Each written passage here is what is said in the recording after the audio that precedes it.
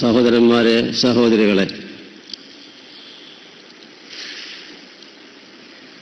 നമ്മളുടെ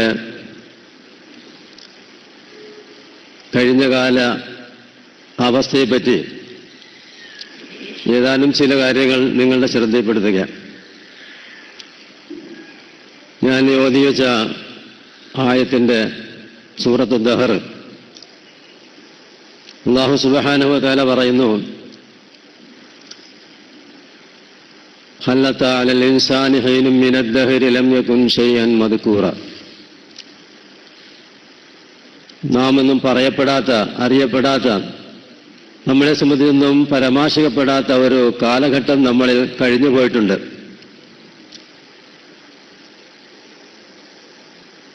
ഇന്നാ ഖലഖനൽ ഇൻസാന മിൻ നുത്ഫത്തിൻ അംശാജിൻ നബ്തലീഹ്. ഇന്നാ ഖലഖനൽ ഇൻസാന, മനുഷ്യരെ തീർച്ചയായിട്ടും നാം സൃഷ്ടിച്ചു, മിൻ നുത്ഫത്തിൻ, നുത്ഫത്ത് ബീജത്തിൽ നിന്ന് സൃഷ്ടിച്ചു,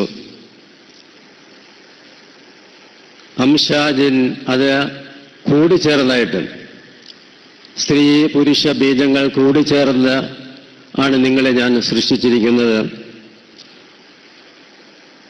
നബ്തലീഹി, അതുകൊണ്ട് തന്നെ നിങ്ങളെ ഞങ്ങൾ പരീക്ഷിക്കുന്നതാണ്. ഫജഅൽനാഹു സമീഅൻ ബസീറ, അല്ലാഹു സുബ്ഹാനഹു വ തആല നിങ്ങൾക്ക് കേൾവി ശക്തിയും കാഴ്ച ശക്തിയും എല്ലാം തന്നു. ഇവിടെ നാം ശ്രദ്ധിക്കേണ്ടതെന്ന്, നമ്മളുടെ ജീവിതത്തിൽ പല ദശകളും കഴിഞ്ഞു പോയിട്ടുണ്ട്. കുറേ കാലം നമ്മൾ ആലമിൽ അർവാഹിലായിരുന്നു. അതിനുശേഷം പിന്നെ നാം നമ്മുടെ ഉമ്മയുടെ ഗർഭാശയത്തിലായി. ഇപ്പോൾ നമ്മൾ ജീവിക്കുന്നത് ഈ ലൗകികമായ ലോകത്താണ്. ഇത് കുറേ കഴിയുമ്പോൾ അള്ളാഹുവിൻ്റെ വേണ്ടുക അനുസരിച്ച് നാം പാരത്തിലോത് ഖബറിലെ ജീവിതമായിട്ട് കുറേ നാൾ ഖബറിൽ കഴിയണം. പിന്നെ കുറേ നാൾ മഹ്ശറയിൽ കഴിയണം. അതിനുശേഷം പിന്നെ ഫരീഖും ബിൽ ജന്ന വ ഫരീഖും ബിസ് സഈർ എന്നുള്ള സർവശക്തനായ റബ്ബിൻ്റെ ഉത്തരവ് പ്രഖ്യാപനം വരുമ്പോൾ ഒരു വിഭാഗം സ്വർഗത്തിൽ പോകും, ഒരു വിഭാഗം നരകത്തിൽ പോകും. അതാണ് നമ്മളുടെ അവസാനത്തെ ഈ യാത്രയുടെ അവസാനം. അല്ലാഹു സുബ്ഹാനഹു വ തആല നമ്മളെ എല്ലാവരും സ്വർഗത്തിൻ്റെ ആലുകാലാക്കുമാറാകട്ടെ.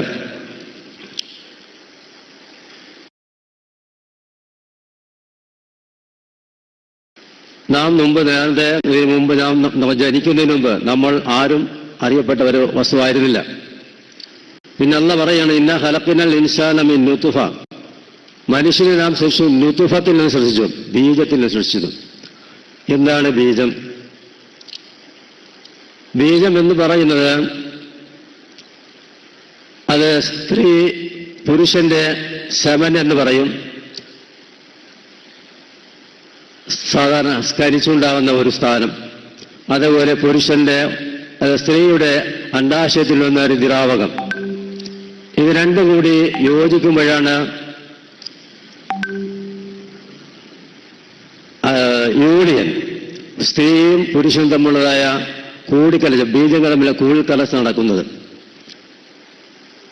ഈ സെമൻ എന്ന് പറഞ്ഞാൽ, അല്ലെങ്കിൽ ഓവൻ, അണ്ഡാശയത്തിൽ വരുന്ന ദ്രാവകം എന്ന് പറഞ്ഞാൽ നാം മനസ്സിലാക്കണം, നമുക്ക് കണ്ണുകൊണ്ട് നോക്കിയാൽ അത് പാലിന്റെ അത്ര വെളുപ്പില്ലെങ്കിലും പാലിനേക്കാൾ കുറഞ്ഞ കട്ടിയുള്ള ഒരു ദ്രാവകമാണ്. ഇത് നമുക്ക് കണ്ടാൽ അതിനെ ഒരു കട്ടിയുള്ള ദ്രാവകം എന്ന് മാത്രമേ നമുക്ക് തോന്നുകയുള്ളൂ. ഇവിടെ അല്ലാഹു സുബ്ഹാനഹു വ തആല പറഞ്ഞു, അംശാജീൻ എന്നുള്ള വാക്ക് ഉപയോഗിച്ചിട്ടുണ്ട്. സ്ത്രീയുടെയും പുരുഷന്റെയും ബീജങ്ങൾ തമ്മിൽ യോജിക്കുക, കൂട്ടിച്ചേരുക. അങ്ങനെ കൂടിച്ചേരുമ്പോഴാണ് അവിടെ ഒരു പ്രവർത്തനം നടക്കുന്നുണ്ട്. ഇത് രണ്ടും കൂടിച്ചേരുമ്പോൾ ഈ പുരുഷ ബീജം എന്ന് പറയുന്നത് ബീജം, അത് നമ്മൾ കണ്ണുകൊണ്ട് നോക്കിയാൽ നമുക്കൊരു ദ്രാവകമായിട്ട് കാണാൻ സാധിക്കുകയുള്ളൂ. അത് മൈക്രോസ്കോപ്പിനിടയിൽ നമുക്ക് ഈ ഒരു ചെറിയ സാധനത്തെ വലുതാക്കി കാണാൻ വേണ്ടിയിട്ട് ഉപയോഗിക്കുന്ന മൈക്രോസ്കോപ്പിനിടയിൽ വെച്ച് നോക്കിയാൽ നമുക്കതിനകത്ത് കാണാൻ സാധിക്കും. അതിൽ അതിശക്തമായിട്ട് ഓടി നടക്കുന്ന ചില വാലുള്ള, പുരുഷ ബീജത്തിൽ വാലുള്ള ചില അണുക്കളെ കാണാൻ സാധിക്കും. സ്പേം എന്നാണ് അതിന് പറയുന്നത്. അതിനകത്തിങ്ങനെ ഓടി നടക്കും. അതേപോലെ സ്ത്രീയുടെ ബീജത്തിലാണെങ്കിൽ അത് വട്ടത്തിലുള്ള റൗണ്ടിലുള്ള ചില നടക്കുന്നത് നമുക്ക് കാണാൻ സാധിക്കും. ഇതിലേറ്റവും കൂടുതൽ ശക്തിയിൽ പ്രവഹിക്കുന്നത്, സഞ്ചരിക്കുന്നത് അല്ലെങ്കിൽ ഓടുന്നത് അത് പുരുഷ ബീജത്തിലുള്ള അണുക്കളാണ്. ഇത് നമ്മുടെ കണ്ണുകൊണ്ട് കാണില്ല, സാധാരണ മൈക്രോസ്കോപ്പ് നോക്കിയാൽ കാണില്ല. വളരെ പവർഫുള്ളായ മൈക്രോസ്കോപ്പിന് അടിയിൽ കൂടി നോക്കിയാലേ നമുക്കത് കാണാൻ സാധിക്കുകയുള്ളൂ. ഇത് അല്ലാഹു സുബ്ഹാനഹു തആലയുടെ ഒരു വലിയ മഹത്തായ അനുഗ്രഹമാണ്. ഇത് രണ്ടും കൂടി ചേർന്നാൽ ഈ പുരുഷ ബീജം സ്ത്രീയുടെ ഗർഭാശയത്തിൽ പ്രവേശിച്ചു കഴിഞ്ഞാൽ 3 ദിവസം അത് കേടുകൂടാൻ തുടങ്ങും. 3 ദിവസത്തിന് ശേഷമേ അത് നശിച്ചു പോവുകയുള്ളൂ. അതേപോലെ ഈ പുരുഷ ബീജവും സ്ത്രീ ബീജവും കൂടി യോജിച്ച് പുതിയ ഒരു പ്രൊഡക്റ്റ് ഉണ്ടാവും. ഞാൻ നേരത്തെ പറഞ്ഞ പോലെ വാലുള്ള ഒരു ചെറിയ, അതിന് ഉദാഹരണം പറഞ്ഞാൽ നമ്മുടെ ഈ പണ്ട് കാലത്തൊക്കെ കുളത്തിലൊക്കെ തവള പ്രസവിച്ച് കുഞ്ഞുണ്ടാവും.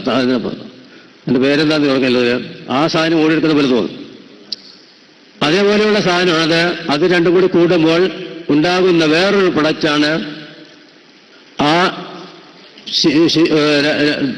സ്ത്രീയുടെയും പുരുഷന്റെയും ബീജങ്ങൾ തമ്മിൽ ചേർന്ന് ഈ അണുക്കൾ തമ്മിൽ ചേർന്ന്, ബീജം ചേരാന്ന് പറഞ്ഞാൽ ഈ അണുകൾ തമ്മിൽ ചേരുകയാണ്. അത് രണ്ടും ചേർന്നിട്ട് പുതിയ ഒരു പ്രൊഡക്റ്റ്, പുതിയ ഒരു ജീവി ഉണ്ടാവുകയാണ്. ഇവിടെ അല്ലാഹു സുബ്ഹാനഹു തആല മനുഷ്യന്റെ സൃഷ്ടിപ്പിൽ ഉണ്ടാക്കി വച്ചിരിക്കുന്നതായ ചില പ്രഗൽഭമായ ചില വസ്തുതകളാണ്. ഈ പരിശുദ്ധ ഖുർആൻ ഇത് അവതരിക്കുന്നത്, നാം ഇവിടെ ചിന്തിക്കേണ്ട കാര്യം, ഈ പരിശുദ്ധ ഖുർആൻ അവതരിക്കുന്നത് 1400 വർഷം മുമ്പാണ്. ഈ പ്രക്രിയ ഇതെല്ലാം കണ്ടുപിടിക്കുന്നത് പിന്നെ ഈ നൂറ്റാണ്ടുകൾക്ക് ശേഷമാണ്. അപ്പൊ നൂറ്റാണ്ടുകൾ ശേഷം കണ്ടുപിടിക്കാൻ പ്രേരണ നൽകുന്ന ചില വസ്തുതകളാണ് ഈ പരിശുദ്ധ ഖുർആനിലുള്ളത്. പണ്ട് ആൾ പറഞ്ഞ പോലെ മക്കക്കുഫാരികൾ പറഞ്ഞു, ഇത് മുഹമ്മദ് എഴുതിയുണ്ടാക്കിയതാണ്, ഇത് അള്ളാഹുവിൻ്റെ എന്ന് പറഞ്ഞ് വെറുതെ പറയണം എന്നൊക്കെ പറഞ്ഞിരുന്നു. പക്ഷേ ഈ തത്വം മക്കക്കുഫാരികൾക്കും അറിയില്ല, നൂറ്റാണ്ടുകൾക്ക് ശേഷമുള്ള ഒരു മനുഷ്യരും അറിയില്ല. പക്ഷെ ഇത് ആരും മനുഷ്യന്റെ സ്ഥിരതയിൽ പെടാതെ കണ്ട് പരിശുദ്ധ ഖുർആൻ ഇങ്ങനെ വരണമെങ്കിൽ അതിലൊരു അമാനുഷിക ശക്തിയുണ്ട് എന്ന് സ്വയം ബുദ്ധി കൊണ്ട് ചിന്തിച്ചാൽ നമുക്ക് മനസ്സിലാക്കാൻ സാധിക്കും. അപ്പൊ അതുകൊണ്ട് ഈ പരിശുദ്ധ ഖുർആൻ അത് അള്ളാഹുവിന്റെ മകളിൽ നിന്നാണല്ല, ഒരു വലിയ തെളിവാണ് ഈ പ്രക്രിയ ഗർഭാശയത്തിൽ നടക്കുന്നതായിട്ട് പരിശുദ്ധ ഖുർആൻ രേഖപ്പെടുത്തുന്നത്. പിന്നീട് അള്ളാഹു പറയുന്നത് അതിനെ സംബന്ധിച്ച് തുറന്ന് കുറെ കാര്യങ്ങൾ പറയുന്നുണ്ട്. അങ്ങനെ ഈ ഗർഭാശയത്തിൽ ഈ പുരുഷ ബീജവും സ്ത്രീ ബീജവും യോജിച്ചുണ്ടാകുന്ന ഒരു പ്രൊഡക്റ്റ് ഉണ്ട്, ഒരു വസ്തു. അതിനകത്ത് ഗർഭാശയത്തിന്റെ ഒരു ഭിത്തിയിൽ അല്ലാഹു സുബ്ഹാനഹു വ തആല ഫിക്സ് ചെയ്യണം. അതിന് ഖുർആൻ അല്ലാഹു പറയുന്നത് ഫൽ യൻദുറുൽ ഇൻസാനു മിമ്മാ ഖുലിഖ മിമ്മാ ഇൻദാഫിഖ് യഖ്റുജു മിൻ ബൈനി സുൽബി വ തറായിബ് ഇന്നഹു അലാ റജ്ഇ ലഖാദിർ. ഈ ഫല്ലന്നൊരു ഇൻസാന മിമ്മ ഖുലിഖ, അല്ലാഹു ചോദിക്കുകയാണ്, നിങ്ങളെ ഈ എങ്ങനെയാണ് സൃഷ്ടിച്ചത് എന്ന് നിങ്ങൾ നോക്കുന്നില്ലേ? ഖുലിഖ മിമ്മാ ഇൻദാഫിഖ്, പൊട്ടിവരുന്നതായ ഒരു ദ്രാവകത്തിൽ നിന്നാണ് നിങ്ങളെ അല്ലാഹു സുബ്ഹാനഹു സൃഷ്ടിച്ചത്. യഖ്റുജു മിൻ ബൈനി സുൽബി വ തറായിബ്, ഞാനിത് പറയുന്നത് വെറും ഒരു ശാസ്ത്രീയ വശം മനസ്സിലാക്കാൻ വേണ്ടിയിട്ടാണ്. ഖുർആന്റെ ശാസ്ത്രീയമായിട്ടുള്ള പ്രാധാന്യം എന്തുമാത്രം ഉണ്ട് എന്ന് മനസ്സിലാക്കാൻ വേണ്ടി ഞാൻ പറയുന്നത്. ഇത് നിങ്ങൾക്ക് അറിയാവുന്ന പല കാര്യങ്ങൾ തന്നെയാണ്. ഇവിടെ അല്ലാഹു സുബ്ഹാനഹു വ തആല പറഞ്ഞു, എവിടെ നിന്നാണ് ഈ സെമൻ ഉണ്ടാകുന്നത്, അല്ലെങ്കിൽ സ്ത്രീ ബീജം ഉണ്ടാകുന്ന എവിടെ നിന്നാണ്, പുരുഷ ബീജം ഉണ്ടാകുന്ന എവിടെ നിന്നാണ് അല്ലാഹു സുബ്ഹാനഹു വ തആല പരിശുദ്ധ ഖുർആനിൽ വ്യക്തമാണ്. അതുണ്ടാകുന്നത് മുതുകണ്ണിന്റെ ഇടയിൽ നിന്നും വാരിയലിന്റെ ഇടയിൽ നിന്നുമാണ് എന്ന് പറഞ്ഞാൽ ഈ ഭാഗത്തിന്റെയും ഈ പുറഭാഗത്തിന്റെ ഇടയിൽ നിന്നാണ് ഉണ്ടാവുന്നത് എന്ന്. അതിന്റെ അനാറ്റമിക്കൽ പ്രൊസീജിയർ നിങ്ങൾക്ക് പറഞ്ഞാൽ മനസ്സിലാവില്ല, ബോർഡ് ഉണ്ടെങ്കിൽ എഴുതി കാണിക്കാൻ പറ്റും, അത് വെറുതെ പറഞ്ഞാൽ മനസ്സിലാവില്ല. അപ്പൊ ഏതായാലും ഈ നമ്മുടെ മുതുകലിന്റെയും വാരിയലിന്റെ ഇടയിലുള്ള ചില അവയവങ്ങൾ കൂടി, ചില ഓർഗൻസിൽ കൂടിയാണ് ഈ ബീജം പുറത്തേക്ക് വരുന്നത്. അത് യോജിച്ചാണ് പുതുതായിട്ടൊരു പ്രൊഡക്റ്റ് ഉണ്ടാവുന്നത്. അത് ആ ഗർഭാശയത്തിന്റെ ഭിത്തികളിൽ ഒട്ടിപ്പിടിക്കുന്നത് പോലെ പിടിച്ചിരിക്കുന്നു. അവിടെ നിന്ന് വളരാൻ തോന്നും. എന്നിട്ട് പിന്നെ ഖുർആൻ പറഞ്ഞു,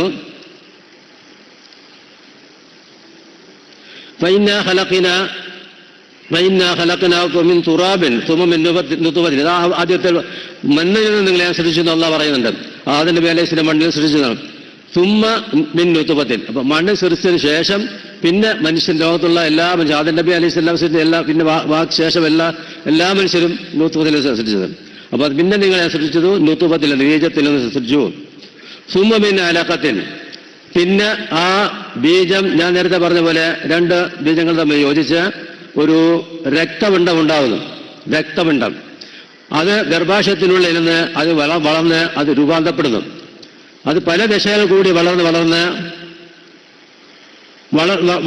വരും. അതിൻ്റെ ഘടനക്ക് വ്യത്യാസം വരുന്നു. ഈ സമയത്തൊന്നും അതിന് ഒരു മനുഷ്യരൂപമോ മറ്റെന്തെങ്കിലും രൂപമോ ഒന്നും പറയാൻ സാധിക്കില്ല. വെറും ഒരു കട്ടിയായ ഒരു വസ്തു, രക്തം കലർന്ന സാധു എന്ന് മാത്രമേ പറയാൻ സാധിക്കുകയുള്ളൂ. നമ്മുടെ നാമകെല്ലാം ചിന്തിക്കേണ്ട അവിടെയാണ്. നമ്മൾ വളർന്നു വന്നത് ഈ അവസ്ഥയിൽ നിന്നാണ്. ഇപ്പൊ നാം നല്ല ആരോഗ്യമുണ്ട്, ആഫിയത്തുണ്ട്, എന്ത് വേണമെങ്കിൽ ചെയ്യാം, എന്താണെന്ന് ചോദിച്ചാൽ പോടാന്ന് പറയാനൊക്കെ ഉള്ള ആരോഗ്യശാപത്തിൽ നോക്കുന്നുണ്ട്. പക്ഷേ നമ്മളുടെ അവസ്ഥ, നാം ആദ്യമായിട്ട് ഈ ഭൂമിയിലേക്ക് വരുന്നതിന് മുമ്പ് നാം ഉണ്ടായിരുന്നതും വെറും രക്തക്കട്ടയായിരുന്നു. അത് പിന്നീട് ക്രമേണ രൂപാന്തരപ്പെട്ടു. ഖുർആൻ അത് പറയുന്നുണ്ട്, സുമമിൻ മുദഗത്തിൻ മുഖല്ലഖത്തിൻ ഗൈരി മുഖല്ലഖത്തിൻ എന്ന് പറയുന്നു. രൂപം പ്രാപിച്ചതും രൂപം പ്രാപിക്കാത്തതുമായ മാംസകഷ്ണമായി അത് പിന്നീട് മാറുന്നത്. രക്തക്കട്ട രൂപം പ്രാപിച്ചതും രൂപം പ്രാപിക്കാത്തതുമായ മാംസക്കട്ടയായിട്ട് മാറുന്നു. അതിനുശേഷം അതിന് രൂപാന്തരം വരാൻ തുടങ്ങുന്നു. ഈ അവസ്ഥയിൽ വരുമ്പോൾ ഏതാണ്ട് ഒരു 2 മാസം പിടിക്കും. 2 മാസത്തിന് ശേഷമാണ് ഈ രൂപം മാറുന്നത്. അതിനുശേഷം അത് വളർന്ന് ഒരു ഗ്രാജുവലായിട്ട് വളർന്ന് നിങ്ങൾ ചിലപ്പോൾ മ്യൂസിയത്തിലൊക്കെ പോയാൽ കാണാൻ സാധിക്കും. തവളപ്പത്തിൽ, ഞാൻ നേരത്തെ പറയാം, തവളപ്പത്തിൽ പോലത്തെ, പണ്ട് കാലത്തൊക്കെ തവളപ്പത്തിൽ എന്ന് പറഞ്ഞാൽ മനസ്സിലായിരിക്കും. ഒരു വലിയ തലയുണ്ടാവും, ഒരു നീണ്ട ഒരു ഉടലുണ്ടാവും. അതിങ്ങനെ വെള്ളത്തിൽ കിടക്കും. തവളയുടെ ഒരു പ്രൊഡക്റ്റാണ്, ഒരു പ്രോജനിയാണ്. അതേപോലെ ഉള്ള ഒരു ജീവിയായിട്ട് ഈ മാംസക്കട്ട മാറുന്നു. അങ്ങനെ ഒരു തവളപ്പത്തിൽ നിന്ന് ആ ആകൃതിയിൽ അത് മാറി പിന്നെ വളരാൻ തുടങ്ങും. ഏതാണ്ട് 4 മാസമാകുമ്പോഴേക്കും ഈ വളർച്ചയിൽ ഒരു വ്യതിയാനം വന്നിട്ട് അതിനൊരു മനുഷ്യ രൂപമെന്നോ അല്ലെങ്കിൽ മൃഗരൂപമെന്നോ പറയാത്ത വിധത്തിൽ ഏതാണ്ടൊക്കെ ഒരു രൂപം, കയ്യിൻ്റെ ചെറിയ മുഴകളും തലയുടെ ഏതാണ്ട് എല്ലാ ഭാഗങ്ങളും ഏതാണ്ട് ഒരു ജീവിയുടെ രൂപത്തിൽ അത് ആയിത്തീരുന്നു. ഈ സമയത്തിലാണ് അല്ലാഹു സുബ്ഹാനഹു വ തആല നമ്മളുടെ റൂഹിനെ ഈ സ്ഥാനത്തേക്ക് ഇട്ടു. 4-ാമത്തെ മാസം റൂഹ് ഊതുന്ന സമയം 4-ാമത്തെ മാസമാണ്. ഈ റൂഹിനെ പറ്റി പറഞ്ഞ റൂഹ് നമുക്ക് അറിയില്ല. എന്താ റൂഹ് എന്നുള്ളത്? അള്ളാഹു നമ്മളുടെ നിക്ഷേപിക്കുന്ന ആലമിൽ അർവാഹിൽ ഉണ്ടായിരുന്ന ആ റൂഹ് ഈ 4-ാമത്തെ മാസത്തെ ആകുമ്പോൾ നമ്മളുടെ ആ മാംസക്കട്ടയിലേക്ക് അള്ളാഹു സുബ്ഹാനഹു നിക്ഷേപിക്കുകയാണ്. അള്ളാഹു സുബ്ഹാനഹു പറഞ്ഞു, ഫൈദാ സഅലക ഇബാദി ഖുൽ റൂഹ് മിൻ അംരി റബ്ബി. റൂഹിനെ പറ്റി നിങ്ങൾ ചോദിച്ചാൽ അള്ളാഹുവിന്റെ റസൂലിനോട് ആളുകൾ ചോദിച്ചപ്പോൾ പറയുക നബിയെ, ഖുൽ റൂഹു മിൻ അംരി റബ്ബി, ഇതെന്റെ റബ്ബിന്റെ ഭാഗത്തു നിന്നുള്ള ഒരു സാധനമാണ് എന്ന് പറഞ്ഞു കൊടുക്കാനുള്ളത്. അപ്പൊ അള്ളാഹുവിന്റെ ഭാഗത്തു നിന്ന് ഒന്നാണ് റൂഹ്. അതിൽ കൂടുതൽ നമുക്ക് അതിനെപ്പറ്റി വിഷയമില്ല. പക്ഷെ ഇവിടെ ഉള്ള ഒരു കാര്യം, റൂഹ് എന്ന് പറയുന്നത് അത് എല്ലാ കാലത്തും നിൽക്കുന്നതാണ്, അതിന് മരണമില്ല. അതേസമയത്ത് മനുഷ്യന് അല്ലെങ്കിൽ നാം ഈ പറയുന്ന പോലെ ഈ രൂപാന്തരപ്പെട്ട് വരുന്ന ഈ ജീവി അത് കുറെ കഴിഞ്ഞ് രൂപാന്തരപ്പെട്ട് മനുഷ്യരൂപത്തിലോ അല്ലെങ്കിൽ വേറെ ഏതെങ്കിലും രൂപത്തിലോ ആവും. ആ സമയത്ത് ഈ വരുന്ന സാധനത്തിന്റെ മരണം, അതിന്റെ ജീവിതം നഷ്ടപ്പെട്ടു പോകാം. അല്ലെങ്കിൽ അത് വളർന്ന് പ്രസവിച്ചു കഴിഞ്ഞ് മനുഷ്യനാവുകയോ മൃഗമായോ എന്തെങ്കിലും ആയി കഴിഞ്ഞ ശേഷം മരണം പോകാം. അപ്പോൾ അതുകൊണ്ട് മനുഷ്യൻ മരിച്ചു എന്ന് പറഞ്ഞാൽ മനുഷ്യന്റെ സെൽസിന്റെ പ്രവർത്തനം നിന്നു എന്ന് മാത്രമേ നമുക്ക് പറയാൻ പറ്റുള്ളൂ. റൂഹ് നമ്മുടെ ശരീരത്തിൽ നിന്ന് അല്ലാഹു ഖുർആനിൽ പറഞ്ഞ പോലെ സിജ്ജിയിലോ ഇജ്ജിയിലോ കൊണ്ട് സൂക്ഷിക്കും. അപ്പൊ അങ്ങനെ ആ സ്ഥലത്തേക്ക് റൂഹ് പോകും. മനുഷ്യന്റെ ശരീരത്തിന്റെ സെൽസ് എല്ലാം നശിച്ചു പോകും. റൂഹിന് യാതൊരു കേടും വരില്ല. അതാണ് ഖുർആനിൽ നമുക്ക് മനസ്സിലാക്കാൻ സാധിക്കും. അതിൽ അതിനപ്പുറത്തേക്ക് വല്ലതുമുണ്ട് എന്നുള്ള കാര്യം ആലിമ്യങ്ങളുണ്ട്, അവർ പറയും. അപ്പോൾ അതാണ് റൂഹിനെ സംബന്ധിച്ച്. അപ്പോൾ റൂഹ് 4-ാമത്തെ മാസത്തിലാണ് ഈ ശരീരത്തിൽ ഊതുന്നത്. അതിനുശേഷം അത് കുറേ ഗ്രാജുവലായിട്ട് വളർന്നു. ഇവിടെ ഒരു കാര്യം പ്രത്യേക സ്ത്രീകളുടെ ശ്രദ്ധയ്ക്ക് വേണ്ടിയിട്ട് പറയുന്നത്, കുട്ടികളില്ലാത്ത സ്ത്രീകൾ ആരെങ്കിലും ഉണ്ടെങ്കിൽ അവർക്ക് അവരുടെ മെൻസ്ട്രുവേഷൻ പീരീഡ് 10 മുതൽ 18 വരെയുള്ള ദിവസങ്ങളിൽ ആണ് ഈ ഫെർട്ടിലൈസേഷൻ പ്രോസസ്സ് നടക്കുന്നത്. അപ്പോൾ ആ സമയം സൂക്ഷിച്ച് ഒരു ഭാര്യ ഭർത്തൃ ബന്ധത്തിൽ ഏർപ്പെട്ടാൽ അവർക്ക് കുട്ടികൾ ഉണ്ടാകാൻ സാധ്യതയുണ്ട്. ആ സമയമല്ലാത്ത സമയത്ത് കുട്ടികൾ ഉണ്ടാകാൻ സാധ്യത കുറവാണ്, തീരെ ഇല്ല എന്ന് തന്നെ പറയാം. മെൻസ്ട്രുവേഷൻ ഉണ്ടായി 10-നും 18-നും ഇടയ്ക്കുള്ള ദിവസങ്ങളിൽ ആണ് ഈ ബീജസങ്കലനം നടക്കുന്നതും കുട്ടികൾ ഉണ്ടാകുന്നതും ഒക്കെ. അതേപോലെ തന്നെ ഈ പീരീഡിൽ തന്നെയാണ് നമ്മൾ സാധാരണ സ്ത്രീകൾ ഗർഭം ധരിച്ച ശേഷം കുറെ കഴിയുമ്പോൾ അത് അബോർഷനായിട്ട് പോയി എന്ന് കേൾക്കാം. അല്ലെങ്കിൽ കുറെ കഴിഞ്ഞ് വളർന്ന് പ്രസവിച്ചു കഴിഞ്ഞപ്പോൾ വിരൂപിയായി പോയി എന്നൊക്കെ നമുക്ക് കേൾക്കാറുണ്ട്. ഇതിനെല്ലാം പ്രത്യേക ചില സാഹചര്യവും ചുറ്റുപാടുകളും ഉണ്ടാകുന്ന സന്ദർഭങ്ങളാണ് ഈ ആദ്യത്തെ നമ്മുടെ ഗർഭം ധരിച്ചതിന് ശേഷമുള്ള ആദ്യത്തെ ഏതാനും ആഴ്ചകൾ. ആ ആഴ്ചകൾ എന്തെങ്കിലും അപാധകൾ സ്ത്രീക്ക് സംഭവിക്കുകയാണെങ്കിൽ ആ കുട്ടികൾ വിരൂപം സംഭവിക്കാം, അല്ലെങ്കിൽ അബോർഷൻ സംഭവിക്കാം. അത് ഡീറ്റെയിൽ ആയിട്ട് വിശദമായിട്ട് പറയാൻ എൻ്റെ സദസ്യതല്ലാത്തതുകൊണ്ട് ഞാൻ വിടുകയാണ്. എന്നിട്ട് അല്ലാഹു സുബ്ഹാനഹു വ തആല വീണ്ടും പറയുന്നു, നിങ്ങളെ രൂപം പ്രാപിക്കാത്തതുമായ മാംസകഷ്ണമായി രൂപാന്തരപ്പെടുത്തിയ ശേഷം ലിയുബയ്യിനലക്കും നിങ്ങളെ ഒന്ന് പരീക്ഷിക്കാൻ വേണ്ടിയിട്ടാണ്.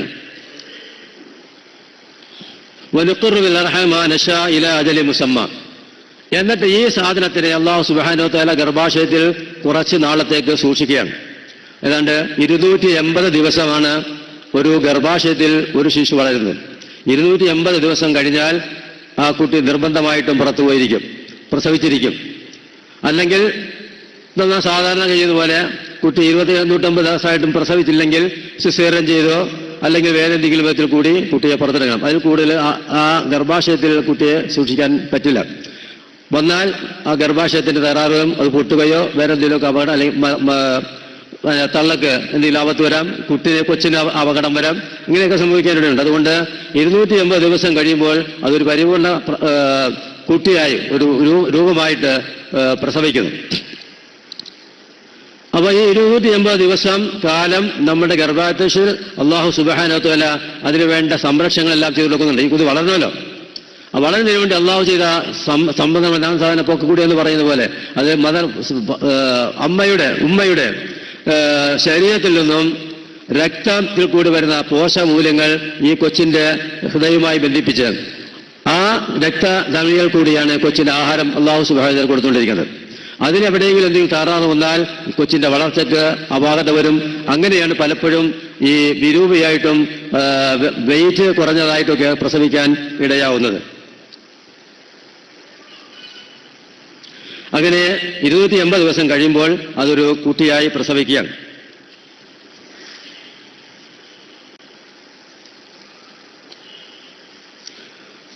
എന്നിട്ട് അല്ലാഹു സുബ്ഹാനഹു വ തആല വീണ്ടും പറയാണ്, വമിൻകും മൻ യതവഫ വമിൻകും മൻ യറുദ്ദു ഇലാ അർദിൽ ഉംരി ലികൈ ലാ യഅലമു ബഅദ ഇൽമിൻ ശൈഅ.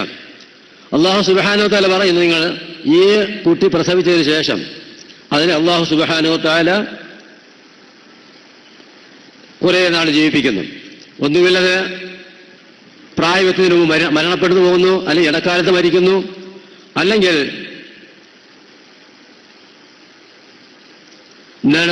നമ്മുടെ ജീവിതത്തിന്റെ അവസാന അന്ത്യഘട്ടത്തിലേക്ക് നാം നേരത്തെ പറഞ്ഞാൽ അത്തിപത്വം എന്നൊക്കെ പറയുന്ന, ഒന്നും പറയാണ്ട് എന്തെങ്കിലുമൊക്കെ വിളിച്ച് പറയുന്ന ഒരു അവസ്ഥയിലേക്ക് ആ മനുഷ്യനെ അല്ലെങ്കിൽ ആ സാധനം മാറുന്നു, മനുഷ്യൻ മാറിപ്പോകുന്നു. ഒന്നുമില്ലെങ്കിൽ നാം നല്ല ബുദ്ധിയോടുകൂടി ജീവിക്കുന്നു, ഇടയ്ക്ക് അല്ലാഹു സുബ്ഹാനഹു നമ്മളെ റോഹനെ പിടിക്കുന്നു, അല്ലെങ്കിൽ നാം ഒന്നും മനസ്സിലാകാത്ത ഏറ്റവും വാർദ്ധക്യത്തിലേക്ക് നമ്മളെ അല്ലാഹു സുബ്ഹാനഹു തള്ളിവിടുന്നു. ഇതിലെല്ലാം പഠിക്കാൻ ഒരുപാട് പാഠങ്ങളുണ്ട്.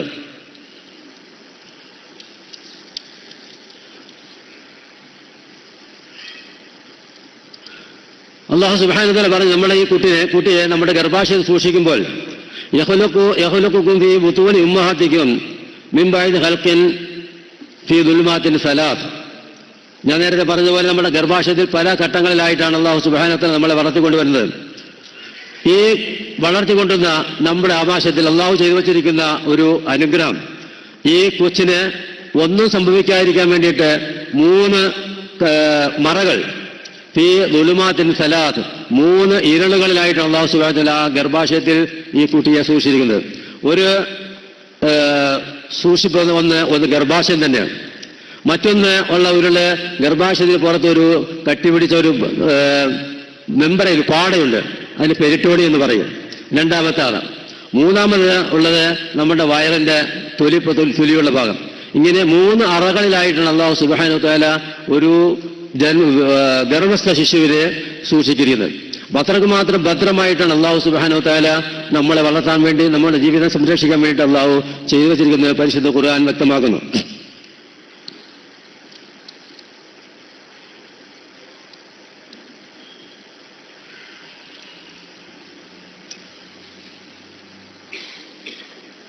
ഇവിടെയെല്ലാം നാം ശ്രദ്ധിക്കേണ്ടത്, ഞാനിത് നീട്ടിപ്പരുത്തി പറയുന്നില്ല, നമുക്ക് അല്ലാഹു സുബ്ഹാനഹു വ തആല തന്ന ആയുസ്, അത് നാം അള്ളാഹുവിന്റെ പൊരുത്തത്തിലായിട്ട് നാം ചെലവഴിക്കുക എന്നതാണ് എൻ്റെ പ്രധാനപ്പെട്ട ലക്ഷ്യം.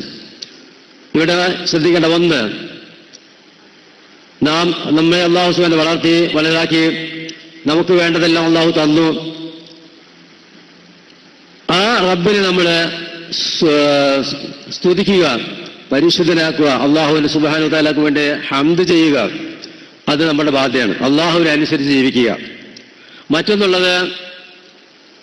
മറ്റൊരു കാര്യം നാം ശ്രദ്ധിക്കേണ്ടത്, നമ്മളുടെ ജന്മശത്രുവായ പിശാചിന്റെ ഉപദ്രവങ്ങൾ, പിശാച് ഉണ്ടാക്കുന്ന കെണികളിൽ നിന്നെല്ലാം നാം രക്ഷ നേടുക, അവനെ അനുസരിക്കാതിരിക്കുക.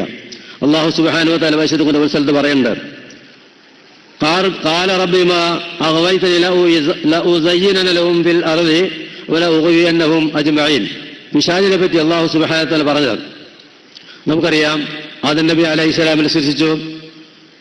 ആദം അലൈഹിസ്സലാം സുജൂദ് ചെയ്യാൻ വേണ്ടി ഇബ്ലീസിനോട് പറഞ്ഞു, അത് നിഷേധിച്ചു. ആദം നബി അലൈഹിസ്സലാം ഇബ്ലീസിനെ അല്ലാഹു സുബ്ഹാനഹു വ തആല പുറത്താക്കി. അപ്പോൾ ഇബ്ലീസ് ചോദിച്ചത്, എന്നെ ഖിയാമത്ത് നാളിൽ വിധിക്കണം. അതും അല്ലാഹു സമ്മതിച്ചു കൊടുത്തു. പക്ഷെ അപ്പൊ ഇബ്ലീസ് പറഞ്ഞ ഒരു വാക്കാണ്, ഖാല റബ്ബി ബിമാ അഗ്വൈതനി, എന്റെ രക്ഷിതാവേ, ബിമാ അഗ്വൈ, എന്നെ നീ വഴിപിഴപ്പിച്ചു. ലഉസയ്യിന ലഹും ഫിൽ അർളി, തീർച്ചയായിട്ടും ഞാൻ വഴിവെക്കും. ലഉസയ്യിന ലഹും ഫിൽ അർളി, ഭൂമിയിൽ ഉള്ള മനുഷ്യർക്ക് ഞാൻ ഭംഗിയാക്കി കൊടുക്കും. നന്നായിട്ട് അവർ ചെയ്യുന്ന പ്രവർത്തനങ്ങളൊക്കെ വളരെ നല്ല നിലയിലാക്കി കാണിച്ചു കൊടുക്കും. എന്ത് തോന്നിവാസം ചെയ്താലും അതെല്ലാം അവർക്ക് നന്നായിട്ട് തോന്നും. വലഉഗ്വിയന്നഹും അജ്മഈൻ, അവരെ മുഴുവൻ ഞാൻ വഴിവെപ്പിക്കുകയും ചെയ്യും. അല്ലാഹു സുബ്ഹാനഹു വ തആല സൂറത്തുൻ നഹ്ലിൽ പറഞ്ഞ ഒരായത്താണ്. അപ്പൊ ഇബ്ലീസ് നമ്മുടെ ജന്മശത്രുവാണ്. നമ്മളെ വഴിവെപ്പിക്കാൻ വേണ്ടി അവൻ ശ്രമിച്ചുകൊണ്ടിരിക്കുന്നു. നമ്മളെ വിഷയവുമായിട്ട് ബന്ധപ്പെട്ട കാര്യമാണ്. നമുക്ക് ഇബ്ലീസ് മനുഷ്യനെ, മൂമിനാത്തുകളെ പറ്റിക്കാനും ചതിക്കാനും വേണ്ടിയിട്ട് രാപകൽ അധ്വാനിച്ചുകൊണ്ടിരിക്കുന്ന ഒരു വസ്തുതയാണ്. അപ്പൊ ഈ വിഷയം അതുമായി ബന്ധപ്പെട്ട് എനിക്ക് കണക്ട് ചെയ്തു പോകാം. അതുകൊണ്ട് അത് നമ്മളുടെ ജീവിതത്തിൽ ഒരുപാട് ഇബ്ലീസുമായിട്ട് ബന്ധപ്പെട്ട ഒരുപാട് കാര്യങ്ങളുണ്ട്. നമ്മളെ ചതിക്കാൻ വേണ്ടി ഇബ്ലീസ് ഈ ലോകത്ത് ഉണ്ടാക്കിയ പല കെണികളുമുണ്ട്. അതിൽപ്പെട്ട പ്രധാനപ്പെട്ട ഒരു കെണിയാണ് ഈ സോഷ്യൽ മീഡിയ. ഞാൻ അതിലേക്ക് കൂടുതലായിട്ടൊന്നും പറയുന്നില്ല. നമ്മുടെ ബഹുമാന ബൂക്കർ ഹുദവി ഉള്ളതുകൊണ്ട് രണ്ട് ഉദാഹരണങ്ങൾ നിങ്ങളുടെ ശ്രദ്ധയിൽ മാത്രം പെടുത്തുകയാണ്. ഇത് ഒരുപക്ഷെ നിങ്ങൾക്ക് അറിയാവുന്ന കാര്യം തന്നെയായിരിക്കും.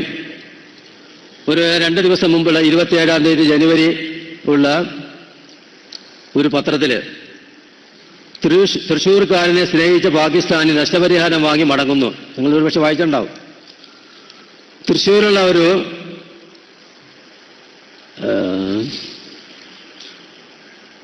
നൗഷാദ് ഹുസൈൻ എന്ന് പറഞ്ഞ ഒരു വ്യക്തി, അയാള് ഇംഗ്ലണ്ടില് ജോലി ചെയ്തൊരു മനുഷ്യനാണ്. അവർ ഈ ഫേസ്ബുക്ക്, ഞാൻ ഈ ഫേസ്ബുക്കും അതുപോലെ ഇന്റർനെറ്റും വാട്സപ്പൊക്കെ അത് ബഹുമാനന്റെ ഉസ്താദിന്റെ പ്രഭാഷണത്തിൽ വരുന്ന കാര്യമാണ്, അതുകൊണ്ട് ഞാനൊന്നും പറയുന്നില്ല. പക്ഷെ അത് മുഖേന വാസ്തുവിൽ കാണുകയും ആ സ്ത്രീയുമായിട്ട് ബന്ധപ്പെടുകയും ചെയ്തു. ഇത് രണ്ടും വളരെ വിദൂരമുള്ള സ്ഥലങ്ങളിലാണ്. ഒരാൾ പാകിസ്ഥാൻകാരിയാണ്, അവർ ജോലി ചെയ്യുന്നു, മറ്റൊരാൾ വേറൊരു സ്ഥലത്ത് ജോലി ചെയ്യുന്നു. ഈ വാട്സാപ്പിൽ കൂടി അവർ സംഭാഷപ്പെടുകയും അവർ തമ്മിൽ അവസാനം നീട്ടി പറയില്ല, ഒരുപാട് കാര്യങ്ങളുടെ ഇടയിലുണ്ട്. അവർ ബന്ധപ്പെടുകയും അങ്ങനെ അവർ 3 വർഷത്തെ പ്രണയത്തിന് ശേഷം വിവാഹം കഴിക്കുകയും ചെയ്തു. വിവാഹം കഴിച്ചതിന് ശേഷം 1 കൊല്ലം അവർ ജീവിച്ചു. 1 കൊല്ലം കഴിഞ്ഞപ്പോൾ ഈ നൗഷാദ് ഹുസൈൻ അയാൾ എനിക്ക് വീട്ടിൽ പോകണം, നാട്ടിൽ പോകണം, ഉമ്മാനൊക്കെ കാണണം എന്നൊക്കെ പറഞ്ഞിട്ട് അയാൾ ഈ പാകിസ്ഥാൻകാരി, അവരുടെ പേര്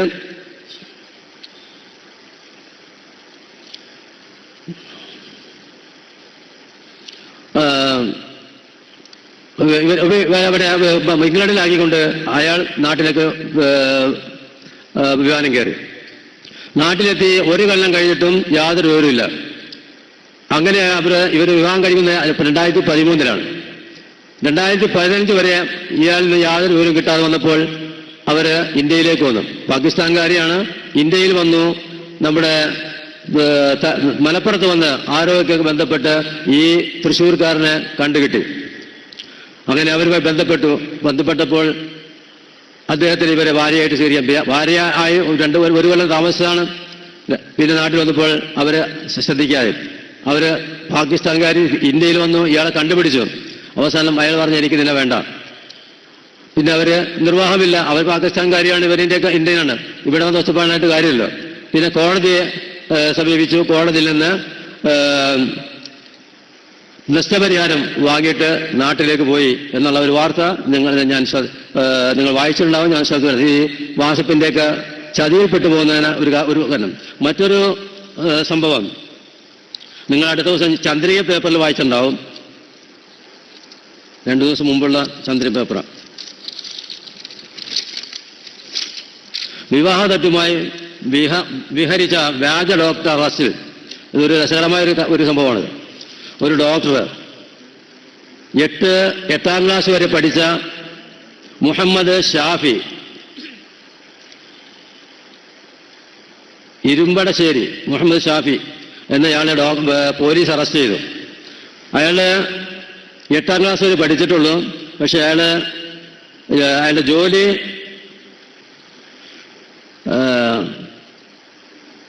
cardiac transplant surgeon, cardiac transplant surgeon. വിവസാണെങ്കിൽ പിന്നെ സഹിക്കാം. 8ാം ക്ലാസ് പഠിച്ചിട്ട് നിർത്തിയാണ്. കാർഡിയാക് സർജൻ എന്നുള്ള പേരിൽ പ്രാക്ടീസ് ചെയ്തു. കുറെ നാളെങ്ങനെ പ്രാക്ടീസ് ചെയ്തു. അയാള് ഈ പ്രാക്ടീസിനിടയ്ക്ക് നല്ല ഇംഗ്ലീഷ് കരസ്ഥമാക്കി നന്നായിട്ട് ഇംഗ്ലീഷ് സംസാരിക്കും. അങ്ങനെ ഒരു നല്ല അയാള് ഇതിനിടയ്ക്ക് നേഴ്സുമാരെ ബാംഗ്ലൂരിലും പല സ്ഥലത്തൊക്കെ റിക്രൂട്ട് ചെയ്യാൻ വേണ്ടി കൊണ്ടുപോകും. അങ്ങനെ 10-40 പേപ്പർ റിപ്പോർട്ട് ചെയ്തുകൊണ്ട് 30ഓളം പെൺകുട്ടികളെ വലയിലാക്കിയതാണ്. അവരെ കൊണ്ടുപോയി ലൈംഗികമായിട്ട് പീഡിപ്പിക്കുകയൊക്കെ ചെയ്തു. അങ്ങനെ 10-30 നേഴ്സുമാരെ, അതിനകത്ത് നേഴ്സുമാരുണ്ട്, നേഴ്സ് പഠിക്കാൻ പോകുന്നവരുണ്ട്, പലരുണ്ട്. അപ്പം അതിനൊരു ഉദാഹരണം പറഞ്ഞു മാത്രമേ ഉള്ളൂ. അപ്പം ഇങ്ങനെയാണ് നമ്മളുടെ ഇപ്പോഴത്തെ പുതിയ ഈ സിസ്റ്റം കൊണ്ടുണ്ടാകുന്നത്. അത് ഇബ്ലീസിന്റെ വലയിൽപ്പെട്ട ഒന്നാണ്. അള്ളാഹു സുബ്ഹാനഹു നമ്മളെ രക്ഷപ്പെടുത്തുന്നത്. നമ്മളുടെ മക്കൾ ഒരുപാട് കാര്യങ്ങൾ പറയാനുണ്ട്. എങ്കിലും നമ്മളുടെ വീട് ആകാശവാസികൾക്ക് നക്ഷത്രമായി പ്രകാശിക്കുന്ന വീടാക്കാൻ വേണ്ടി ശ്രമിക്കുക. നമ്മുടെ വീടുകളിൽ നിന്ന് മഗ്‌രിബ് സമയത്ത് ദിക്ർ ചൊല്ലുന്നതിന് പറയാം ഇത്തരത്തിലുള്ളതായ തോന്നിവാസങ്ങൾ കാണിക്കുന്നത്. അപ്പോൾ അതെല്ലാം രക്ഷകർത്താക്കൾ ശ്രദ്ധിച്ചുകൊണ്ട് നമ്മുടെ മക്കളെ സാലിഹ മക്കളാക്കി വളർത്തിയെടുക്കാൻ ശ്രമിക്കുക. പ്രത്യേകിച്ച് മഗ്‌രിബിനൊക്കെ ശേഷം റഹ്മത്തിന്റെ മലകളൊക്കെ ഇറങ്ങുന്ന സമയമാണ്. അപ്പോൾ ഈ ദീപിയും ഇതുപോലുള്ള വാട്സപ്പും ഒക്കെ നോക്കിയിരുന്ന സമയം കളഞ്ഞ് ആഖിറ നഷ്ടപ്പെടുന്ന അവസ്ഥയിലേക്ക് ആകാതെ കണ്ട് അല്ലാഹു സുബ്ഹാനഹു നമ്മളെയും നമ്മുടെ മക്കളെയെല്ലാം സാലിഹ മക്കളാക്കട്ടെ. ഇഹത്തിലും പരത്തിലും ഉപകാരമുള്ള മക്കളാക്കി തീരാൻ അല്ലാഹു തൗഫീഖ് നൽകുമാറാകട്ടെ.